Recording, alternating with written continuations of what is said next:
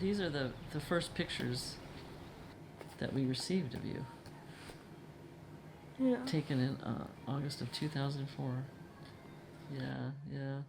I just thought it was cute how you're supposed to have little wings. Yeah. You know, they have these backdrops.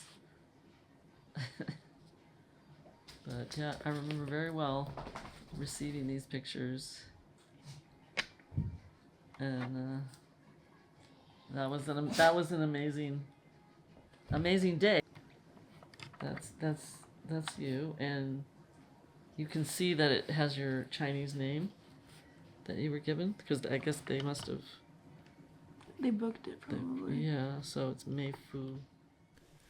For 95% of my life, this has been my home. It's the only place I remember ever living before leaving for college. It's a place I return to on every break. It's not like I even went far for my studies. UCSC is only a 35-minute drive over the hill. If I wanted to, I could go home every weekend. But in a way, this was never supposed to be my home. I was never supposed to end up in San Jose, California, because this is not the life I was born into. 21 years ago, I was born in Qianjiang, China. At least, that's what my passport and birth certificate say. But in reality, the details are fuzzy. My mom tells me I was actually born in Qianjiang, hence the surname I had before I became Mei Lin Lee Star. And even a Google search isn't quite sure where that is. It's both a city in Hubei and a rural district of the bustling industrial city of Chongqing. And I guess that's the nature of an international closed adoption. The certainty of an origin story is never truly certain. However, in my life, there are plenty of certainties. One being that I only have one family. They are my real family. They always have been and always will be. For me, it really goes back to high school, and there was a lot of discussion about an overpopulation problem in the world and how we really needed to be conscious of this because there wouldn't be enough food to feed everybody.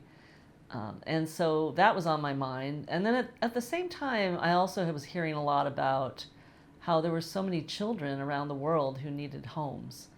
And so in my mind, I would say in high school already, I'd been thinking that, well, if I decide to have children when I get older, I think I'd like to adopt. So how many girls were there in the group? All right, so there are 6 total. Of course, one is you, so there's 5 plus you. Noe, Amy, Sydney, Jada, and Micah. We all have the same origin story, yet we have dispersed into Northern California and beyond, growing up without much knowledge of each other beyond a yearly Christmas card or two. These are the people that I thought about when I questioned my identity the most. Growing up in San Jose, California, with an almost 40% Asian population was a blessing and a curse. I never had to look far for people who looked like me, but when I became subject to others' expectations of who I should be based on what I looked like, I felt like I failed. I was supposed to be a good Asian girl who brought pride to her immigrant parents by being fluent in Mandarin and pursuing a high-paying job. And I was a disgrace to the Asian American community because I am none of that. And all of this is quite ironic and doesn't even make a lot of sense because there are so many Asian Americans in creative fields and who speak solely or mostly English at home. But I guess this is the identity politics that people talk about. It was times like these where I thought about the girls I was adopted with. Even if they didn't share any of my same fears or internal struggles, would our shared experience of being adopted at least bring forth some sense of community? Was it a goal of all the parents in the group to keep in touch? My impression was it was stated that we would have reunions or that we would continue to get together. Yeah. And we did for a few years, but I think after that, I just got busy, I guess. Would there ever be any talk amongst parents of trying to do it again, like now? Or is it at this point kind of up to us to find each other and be like, hey? Yeah, I think you're right. I think it could either be that the parents could say, yeah, let's all get together, or, the kids will do it. It's probably more likely that the kids would have to generate it, though, I would think, since you're all in college or about to graduate. So I'm Noe, and I am 20, and I'm a college student majoring in art. Hi, I'm Kylie. I'm 22 years old, and I'm a working graphic designer. Hi, I'm Amy. I'm 20 years old, and I'm a third-year politics and legal studies major. We grew up here in Fremont, California. This is our home. We've lived here for our entire lives. So I guess we grew up around a lot of Asians, predominantly like East Asian, Indian. Yeah, this is where we've lived our whole life, and this is the only idea of home that we have, I think.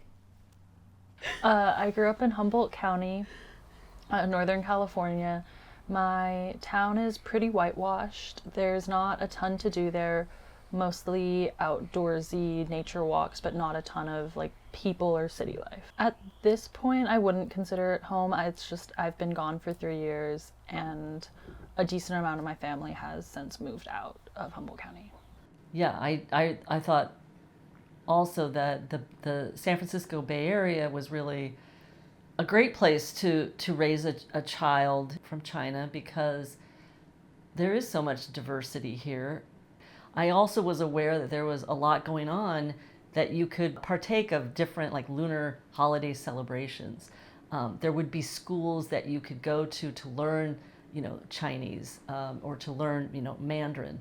And so I just knew that was an important part of at least giving you the foundation for having some sense of connection to your homeland. I think we still feel Chinese, and our parents tried to make us feel kind of in touch with our culture when we were younger, just to kind of make us have a little bit more sense of identity with the Chinese side of us. But yeah, we don't really speak the language, and we don't eat very traditional Chinese food. So I think sometimes we kind of lose sight of that like heritage, especially when our friends are also very American. Mm-hmm. Yeah, I think I feel more white because mom doesn't really cook any Chinese food. I don't know how to speak Chinese. I can't read it. I didn't really connect with my heritage when I was growing up, which doesn't make me feel Asian, but also I'm too Asian to consider myself white, and I feel like kind of disconnected from both cultures. Malin and I used to go to a Chinese language school. I think it was a Saturday or Sunday. It was Sunday. Sunday, Yeah. really? Okay, we used to go, I think, every Sunday morning for a couple hours, and we would learn Chinese together. We learned to write it and speak it. It was very challenging. It was fun. I enjoyed it. And you did that until you could no longer go. Like you had maxed out. You'd gone all the way to the end, and you were even a TA for one of the teachers. And then you were lucky in that you had a great teacher in high school who taught Mandarin. So you've really been able to continue with it. I tried when I was younger. My parents had put me in like Mandarin courses until I threw so many tantrums that they gave up. We were in Chinese school. We were both horrible at it. We would go to this teacher's house, and we'd sit there for an hour, and she would teach us like very basic Mandarin. And we were never really conversational, but we knew enough to like kind of like say words back and forth, or like I don't know, we would just like kind of have that between us. And like since we knew certain words, we're like, oh, haha, we can say this in front of our parents. Like we weren't saying much, but the whole point was for us to be able to one day go to China and speak to them in like Mandarin and have us kind of be conversational in that way. But we were not good. Have you gone back to China? No, I really want to. I know like my dad, who wasn't able to go when I was adopted, really wants to go as well, but it just has never made it. But honestly, I think a really difficult thing for me is like the language barrier, and maybe I would judge myself, but I would definitely feel judged. Yeah, we did go back to China. I think I was 14, so 2016 maybe, and then you were 12. And I think when we went back, it was a good experience for us to have, but I remember coming back not thinking super fondly of that trip. I thought it was, some parts were cool, like if we went to like the Forbidden City and on that cruise through see the gorges. And also the food's pretty good. Yeah, that food. Yeah. So I think when I looked at it, you know, through my 14-year-old eyes, I think I just saw it as like, wow, this is a life that could have been mine. And I was just kind of like, I don't know, I was kind of sad about it. One thing at the time, there was the one-child policy in China, and it seemed particularly unkind to the girls that were being born because of the situation, I guess various reasons, families, if they had a girl, they preferred to have a boy. And so they put the girl up for adoption. So it seemed very sad that there were all these girls that weren't getting homes. So that was one particular reason we felt that we could help out here. It was something that was really a need.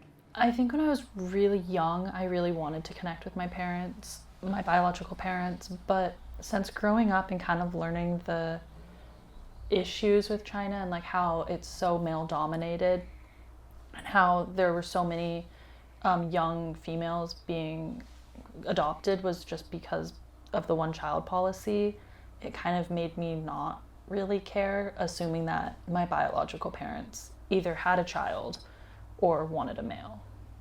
Yeah. I don't really question that much about my biological parents, other than the fact that it would be kind of nice to just put a face to the people that, you know, seem very mysterious to me, but I've never really had an inclination to have a conversation with them or just feel any kind of emotional connection to them, just because I don't know, they didn't raise me. I don't really have that kind of emotional attachment to them, but it'd be cool to just see what they look like and like what features I got from where, if I have a sibling, things like that. Yeah, I want to see if I had a sibling. It wasn't until I started this project did I actually make any attempt to reconnect. We are all now 20 in our second or third year of college, and Amy and I are even graduating. So much time has passed since I've last seen any of them. After the last reunion in 2011, I saw Kylie and Noe maybe a year or so afterwards, but that was it. And over the course of the last couple of months, I have not only been able to reconnect with half the group, but we've found the remaining members. They're no longer just names on a page, or immortalized babies on a little picture magnet that's been sitting on my fridge for as long as I can remember. They're real people with real stories. The connections I have made, in a way, have reaffirmed a sense of belonging in a world where our niche stories don't quite belong. And it's given affirmation to 14-year-old me that I'm allowed to exist beyond the model minority myth. That me being who I am and having an interracial, intercultural family like I do doesn't make me any less worthy of calling myself Chinese American.